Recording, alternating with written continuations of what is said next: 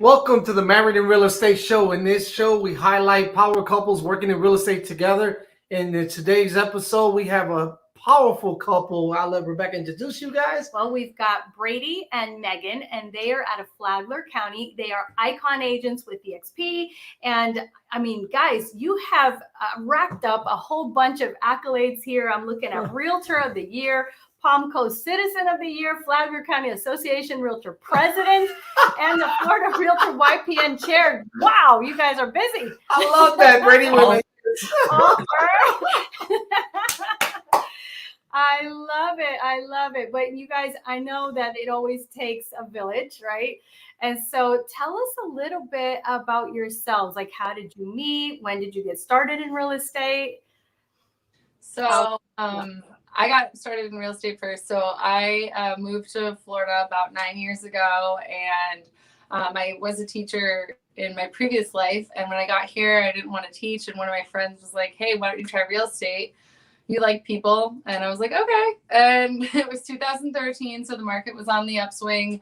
And it ended up really just being something I fell in love with, just the ability to meet people, talk to people, and just be able to help people. And I don't know, I just fell in love with it. And then probably, I don't know, 2 or 3 years into my career, I had this really handsome buyer who wanted to buy a house. And then I moved into the house, and that was Brady. So, oh my God, that's awesome. So wait. So he was your client, your buyer? No, you got to tell us more about that. How did that even come about? Not. I obviously, was I in the market for a house? Yes, but I didn't see a house at the time when I saw her. So I thought of a good way to leverage the situation, though, and see what could happen. And then, yeah, sure enough, ended up buying a house, and I needed a realtor. And I guess since I was with her at that point, it just made sense. Yeah. Oh my gosh. Okay, so then you were in another industry, right? Or like yeah. It was in the finance industry. I saw that you graduated from Michigan State. And so both of you, by the way, are from the North, right? You're from Michigan. She's from Pennsylvania. And you guys were getting out of the snow, found yourselves in Flagler County. Tell us a little bit more about that. How did you get started in the state? I've been in Flagler County since 2004, moved down here because of education, and started teaching for 5 years. And one of my students' parents were financial advisors and still are. And they said, "Hey, stop making that teacher money. Why don't you come make a little bit more and help us out?" And so I did that, right? Jumped into the financial industry, and still continue to do it today. You opened your own? Yeah, opened my own office in the meantime, but had been working with them, and it was just on a weekend hanging out with them that I met Megan. And we, I moved down here, like I said, almost 9 years ago. And I was teaching as well before I got into real estate. And when we started dating, and I think, were we dating or were we married when you got into real estate? We were married, technically. Okay, yeah. So it just kind of started off slow. Like I got busier and then he started helping me out with some things here and there. And naturally finance and real estate, like there's similar language. It's, you know, especially like he's more data driven and analytical, and I'm like touchy feely, like, here, sure, we could talk about where you're going to raise Johnny, you know, which I love it. It's such a beautiful combination, and you guys clearly complement each other well. So tell us a little bit more about how you guys learned to work with each other in business and that whole aspect. Sure. I guess it's been like, what, 4 years, 5 years that we've been working? 4 years, 5 years. Yeah, 5 years now, just about. Initially was helping her out and then getting into it myself. Of course, going through the roller coaster, right? I mean, that's how you learn to work with one another. And then also observing and just paying attention and watching each other and how each other, work. When I went to one of the first conferences I went to with Megan and got to see her in action, right? And just see how she really networks and is a people person. And it just blew my mind. And just watching how great she really is at connecting with people and so on. So, for me, it was just taking a step back and watching. Did we have our battles? Yeah, of course we did. Right. So talk to us a little bit maybe about those battles, any challenges that you guys have had and how you've overcome those challenges. Sure. So I will. Yes, ma'am. I will say, Harry. That's the safe answer. I'm a control freak, a recovering control freak. And, it was, I mean, when I got into the business, I always wanted to be the least smart person in the room. So I was always trying to get into bigger rooms where I could learn from more and more people. And so that's kind of how I grew my business and started a team and just grew from there. And I did make mistakes along the way with some bad hires. And because of those mistakes where, I lost time, money, data, I was very with all of the business. And so I will say that I really micromanaged a lot at the beginning of us working together. And that was something that we've really had to talk through, because I would say for me, that was my biggest was my biggest flaw, I guess. And so just watching Brady, I mean, it's been really, really awesome to watch Brady. To be honest with you, he's a much better realtor than I am. And I am very happy to say that. He knows the contracts forward, backwards, upside down. And so just understanding his strengths and knowing that he's good at what he's good at and I'm good at what I'm good at, and to get out of the way. This last year, especially, I took some time off and I stepped completely away from everything and I watched Brady soar, and it was really cool to do that because in my heart, I obviously knew that and I trusted him, but sometimes as business owners, we get in our own way, and I was in the way of me and Brady by just not being able to give up that control. So you're saying something that is honestly really important, because you're not the only one who suffers from that. So many of us can relate to that, because you have this idea of how you want to do it, and you really want to micromanage. You don't realize you're doing it, but you are, right? And so in doing that, what you're doing is strangling any chance of growth, because that other person has to live under that microscope or that image that you've put them under, and they're not living up to that idea of what you had, and they can't flourish in their own right because they're being conformed to the box that we're putting them in, right? It looks more like she's the driver and he's more of the integrator one. Okay. You could say that. Yeah. Yes. Wonderful that you were able to step back and let him do his thing, and how awesome it was to see that he's pretty awesome, right? He was able to soar and without any help from you, right? Yeah. Tell us more about that. Well, I think part of it was we didn't really have a choice too, right? I had to do it, and it was that or we failed, right? Trying, and there wasn't much choice into it. And from it also just, I think, going back and pointing out and working together, obviously, but pointing out to Megan, hey, in the past, I've been able to do this and that, right? And the other really, really important part that kind of forgot to mention is that we also hired a business coach. And that has been, I have had a coach, and it was kind of me and then Brady sometimes. And then, it wasn't really both of ours together.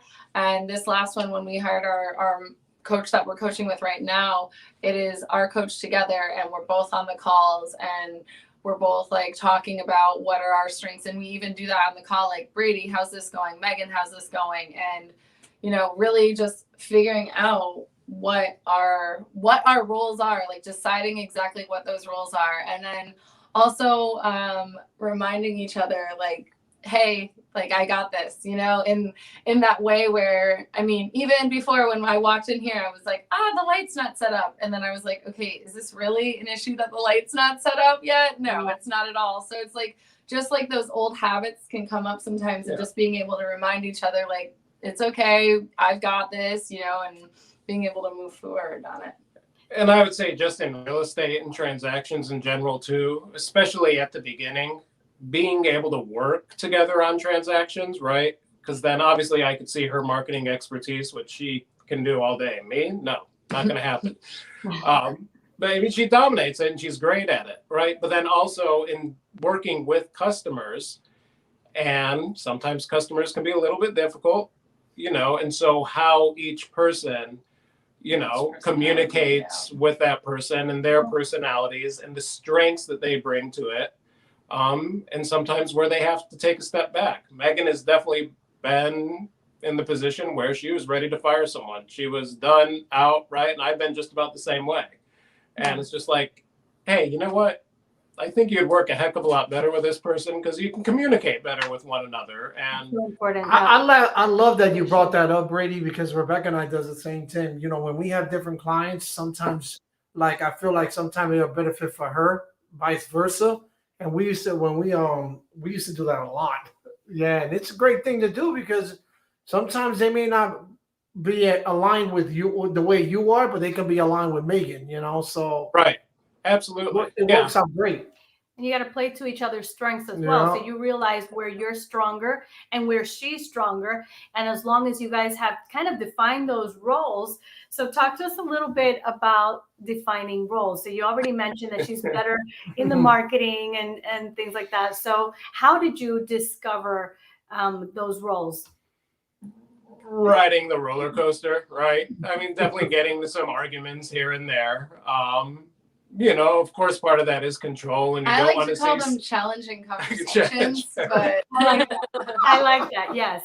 Right. Yes, challenging conversations, right? But being able to have those, and I think anybody who works together, right, you are going to have those because obviously your personal life is going to be a little bit different than how you operate in business, especially when one's been in it already, right? And they're familiar with it. So allowing someone to come in. But having those and know you're going to have those. And I think too, like just, you know, we're together, you know, for several years before we got together in business, and just knowing like Brady is we are polar opposites, and Brady is so analytical and I like barely can open Excel, like the spreadsheets, you know? And so yeah, I did see that in Brady when I first met him. I did see that in him. He's just laser focused into what he knows. Yeah. And I see that you're the more outgoing person, like, hey, you know, how are you? Social is social. So, but listen, it's a great thing because you guys balance each other, which is awesome, you know? Yeah. Yeah. And I know for me, like, I really had to put my ego aside and just be like, okay, if like that, like, what's the goal? Like, the goal is to get this transaction done. Like the particular customer he's talking about, that was a really big turning point in our business.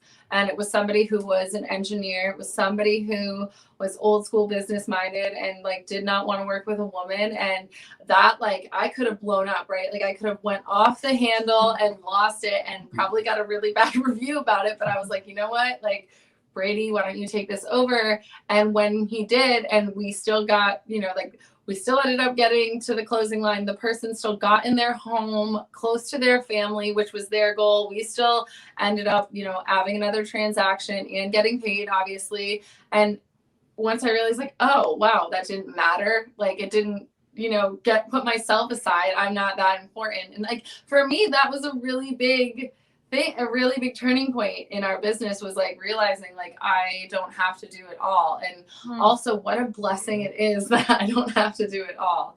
So. I think that's a huge point that you mentioned, that we don't have to do it all. And you have to take in consideration the needs of the client, right?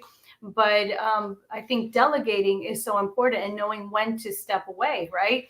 If our ego gets in the way, then we just lose the deal altogether. And what good is that, right? Mm-hmm. The client wasn't served, and you didn't get the deal anyways. So I think if we can take ourselves outside of the equation and really think it through, find a better solution for them. It doesn't have to be through me, right? It doesn't have to be through him. And I think we do the same thing as well. Yeah, we do. And I think Veronica brought it out best at Relaunch Live Tampa. She says, sometimes that, our business is an example of how it is back in your home. You understand? And sometimes we have to remember that what you bring in from your personal, you can see it in your business. You understand? And when you're able to kind of work through those situations and those tough conversations and bring it back at a positive note and understand one another in your business, man, it all works out. And she brought that up at Relaunch Live, and it made a lot of sense. She also mentioned that if you have a hot mess at home, those things tend to show up in your business. And so you got to get your foundation straight, right? Absolutely. One thing that we started doing, I guess at the beginning of the summer, we're not as consistent as we were, but we started doing this 7 to 1 in the evenings, little like positives and then 1 constructive. And so that is the human psychology, to have a relationship that thrives. You need to have between 5 and 7 positive interactions for every 1 negative interaction. And so we would tell each other 7 things that we appreciated about them. Oh my God, I love that so much. I love that so much. I mean, that alone can strengthen your relationship, just to be sharing those 7 positives. And of course you have to share, constructive criticism as well, but that is beautiful. I love that. Well, and for me too, like I went into it, I can remember like the first couple times you did it, I was going into it like, oh gosh, like I knew all these like negative things like he's going to bring up today. And like, I would have this like list and he'd be like, I wish you put your bowl in the sink instead of next to it. And I'm like, oh, like, okay. Like, so I'm like building up this big thing in my head when really it's just this small item. And so it allowed for me to also to enter these conversations with my guard down rather than defensive, because I know the end goal is to like strengthen our relationship as a couple and of course in our business. So it's a whole lot easier, at least for me, to hear that constructive feedback when, I have that setting in, like it's a safe setting for it. And also like there's all the other good stuff that you're hearing too. Yeah, that's very important. That's why we're very when it comes to the 5 C's, pillars of a healthy relationship. We touched on that. Those tough conversations actually turn out to be the best conversations, and when you're able to understand and work through those tough conversations. So I'm glad that I love that you hear. I love to hear that 7 and 1. I like that a lot. That's pretty cool. We take that. Yeah. No, seriously. We should do a challenge on that. Everyone, every day, you're gonna have to share 7 positives and one constructive criticism for how many days? We're gonna do it for like a month. 30-day challenge. Well, and I learned it from the baby, because that's actually like, it's especially with like children and adults. And so I was like, well, why can't we do this with us? Yeah. So. Yes, it's so true. So, it could be tricky. I know you guys have a child that you're raising together, a 1-year-old, maybe somewhere around there. How old is he? He's 2. 2.5. Oh my gosh. 2.5 going on 6 or 7. That's right. He's walking already. Yeah. He's a monster. And so how do you guys find balance? Like, I know a lot of couples find it challenging when they work together, turning it off, at the end of the day, and then having personal time, family time. What do you guys, how do you guys get through that? It's, challenging. Of course, there's some days where that business still has to carry on, depending on if you're working on a transaction or something, and how it is negotiating. But first and foremost, like, our marriage is number 1, and then he is number 2. Okay. Right. I know a lot of people, then business is 3. Yeah. And I know a lot of people tend to, the kids all of a sudden come first. And I've seen it where it doesn't work that way. Right. Loses balance very quickly. Yeah. It's not a good marriage at all. So, and of course, we need to be there for him, and he needs to see that we're strong together. So it has to be number 1. So That's right. sometimes we get off that track and then we have to come back around and remind ourselves, all right, this is where we're at right now. Why is it? Oh, yeah, because we're not making time for ourselves and making ourselves number one. Yeah. Well, too, like just, having like a schedule laid out and knowing where the other person is. And like, we just communicate communication obviously is key in any business relationship, in any marriage, but like when you're working together and being married, like you need to communicate, and just knowing where the other person's at, who's taking him to school, who's picking him up from school, like knowing that in advance, and also setting time aside, like for not just like each other, but then also, like this weekend, Brady was at the house watching football and I had Elijah, and I kept Elijah out for a couple more hours knowing like he probably wants some time to watch football. So just, I guess it all comes down to like respect and communication. And that is such a great wife. I love that. You know why I say that? Because I'm a football freak too. That's why. So, you did mention, your us time. What else do you guys do for your us time? Well, we go to therapy once a week. We have a couples counselor, and it's, to me, that is probably one of, if not like the top 3 most important things we do. We don't, go into it with like, we're obviously, our marriage is really great right now, and I wouldn't even think about stepping back from that, because it's again that safe space. If something does pop up that's too big that I think I am unsure of how to bring it to Brady, that's a safe space that we can talk about that stuff. They give us tons of tools to help us, with little things that we've got going on. He's the one who had us that 7-1 with our child, and we're like, well, how about we do it? And he's like, good idea. And it just, I don't know, for me, it's just like, it helps. He also gives us tools now that we're building our relationship to help us get stronger together. And it's a neutral person, so that when I need to be checked, he's like, Megan, and same with Same with me, yeah. And it allows a space also that if she's dealing with something individually too, not just between ourselves, that she can bring it up, right? And he can spin it into a light that's maybe a little bit easier for me to see, or it may be something I didn't even know. I love it. In our real estate world, it's common to have that business coach, but I think it's so important to have that life coach, right? That marriage coach. So take what's the word I want to look for? But that taboo away from having to go to counseling, because I think we all need it, right? We all have challenging times that we're in disagreement, or we just need someone to check us and say, you know what, you need to rethink that, and maybe help us turn our perspectives around, right? So think about, like, we spend all day at work together, we go home together, we have a toddler we're trying to raise, and toddlers are obviously challenging, and this business is tough, and if you get hit a bunch of times in work, and especially like with each other in work, that it is like, just to have somebody raise you back up. I really like I said, like, that's why I'm like happy that you asked that, and it just popped out, because I really do think, like, to remove the taboo from that, because it's it's like a marriage coach. Marriage coach. We all need it. Yeah, it's very important for you to have your me time, just by yourself, just kind of gather your thoughts and everything. I know that there's times that I just need to be alone, man. Seriously. I just, like, yesterday was one of those days. I was with the team earlier in the day.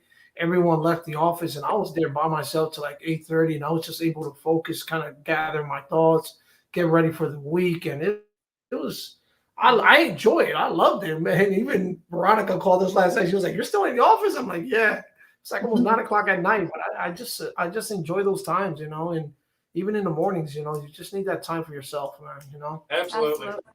Yeah, I make sure that in the morning, like, I go to the beach as many mornings as I can, just by myself, and like sit there and meditate and pray and journal, and that same thing. Like I need that time in the morning. And if I don't have it, like today I didn't get a chance to go there. I dropped the baby off and went right after because I'm like, I need that for my soul to get through the whole day. I love that. Yeah, I so do see that a much. lot, man. And honestly, it's a beautiful thing. I do see that in your posts a lot. You always Yeah, post I was that. gonna say I we follow you, of course, on social media, and I love seeing all your beach posts and stuff. So I can tell that's something that is regular routine in your schedule, that you are out there and just kind of connecting with nature. And personally, I love going to the beach. Just the sound of the waves coming in and out, it's just so soothing and relaxing on your soul. And you just have that time to think to yourself. And oftentimes we don't take that time to think, to just allow our thoughts to run.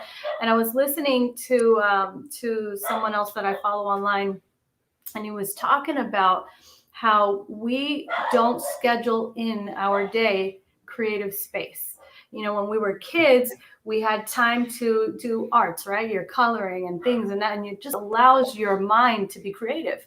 And so now as we're older and we're working and we pack our day full of tasks, and then there's no creative space to stop and think, right? Yeah. So to get out of our own heads and be able to just think about, what do you want, you know, your vision, your plans, and thinking outside of the box. How can I do this different? How can I improve? And so I think just if heard we one. take that time, Yeah, that was so much awesome. benefit can come out of it. I just heard one this morning from Darren Hardy. He says success comes from internal, not external. And he was referring to how an artist in Italy had a statue on the floor and it looked almost new. And one of the observers came up to him and said, you know, I don't understand, why are you adding another one if this one is fine? He goes, no, it's not.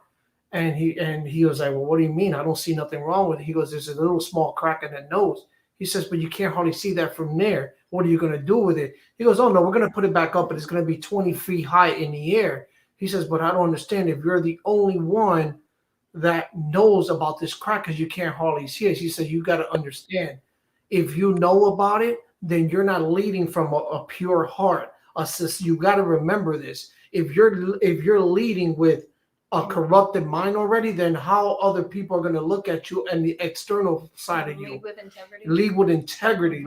You know, when you take pride in that. He went on to say about Steve Jobs, when Steve Jobs took about 2 months off to help his father build a fence in this massive Montana, I guess, property that he had. He actually invited his publisher over to come see the fence completed, because he said what was most impressive is that he continued rubbing his hands back and forth on top of the fence. And he was trying to show him that everything matters, from the depth of the fence to the screws, and everything you build has to come eternally clear and pure vision before it can be seen externally. And I was like, whoa, that was deep, man. Tell me. That sure was. And it's funny too, like now that I've kind of, you know, like I said, I took a little bit of a step back from our real estate business and, you know, handling our agent attraction side of things, and taking a step back and taking that time for me. I didn't even know how uninspired I was, right? Like, because of all the tasks, and I didn't even realize that, like, I was just trying to get things done. And if they got done, I was fine with it, versus, like you said, like doing it well as the best you can. And now, I mean, like, that's why today I was like, oh, I can't skip the beach today, because I could already feel just that beginning feeling in my chest. I'm like, I need this time for me to, like, get realigned with where we're going right now and our vision, and get refocused. So I love that. I love that so much. And since you said getting realigned, and that was another analogy that was used in a motivational program that I was listening today. And, you know, if you think of a car, cars have to be realigned from time to time. If it's not in alignment, it's going to be pulling you in one direction, pulling you in the other direction.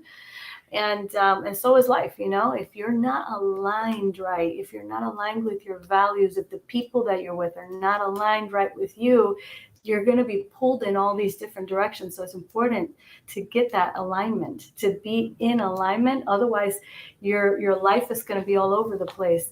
So anyways, what advice do you guys have for couples looking to get, you know, to start working together in real estate?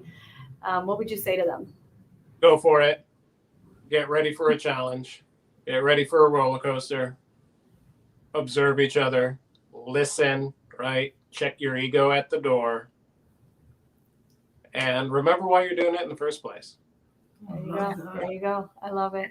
And I would just say, like, on top of what he said, is just figure out your strengths and weaknesses and know your role, and then stay in your lane. Like that, like stay in your lane. That is like by far the best thing I could say is that, you know, trust the other person that they're going to do their job, and also trust yourself that you're going to do your job well.